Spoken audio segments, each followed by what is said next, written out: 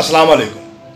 अच्छा जी, पाकिस्तान रेलवे में बतौर मैकेनिक काम करने वाले मिस्त्री ज़हीर के मुताबिक ट्रेन जब कराची से चलती है तो मिस्त्री कहता है हमें हुक्म मिलता है कि ट्रेन में फ़लाँ जगह फ़ाल्ट है, आपने कोटली स्टेशन पर यह फ़ाल्ट ख़त्म करना है। मिस्त्री कहता है हम हथौड़े, पाने और टूल्स का बाकी सामान लेकर इंतज़ार में बैठे होते हैं। जूँ ही ट्रेन आती है, एक लम्हा भी ताख़ीर किए बगैर हम ट्रेन के काम में लग जाते हैं।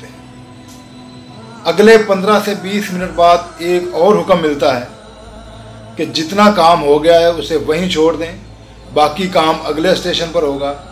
आप अगले स्टेशन के मैकेनिक को फ़ोन करके इतला कर दें।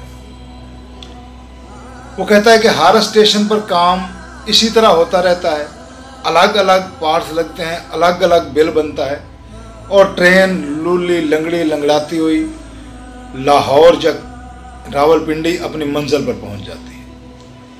अलग अलग बिल बनते हैं, अलग अलग पैसे कमाए जाते हैं और ये काम तब तक चलता रहता है जब तक उस ट्रेन को कोई हादसा पेश नहीं आता। हादसा पेश आने के बाद तकरीब कारी के डर से एक कमेटी बना दी जाती है।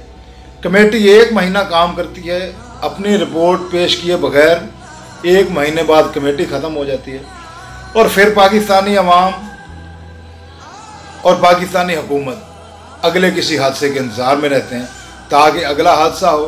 मेरे जैसे लोग वीडियोस बनाएं, कुछ लोग एहतजाज करें, उनके लिए भी कमेटी बनाई जाए और 1 महीने बाद वो कमेटी भी ख़त्म हो जाए। ये थी असल हकीकत।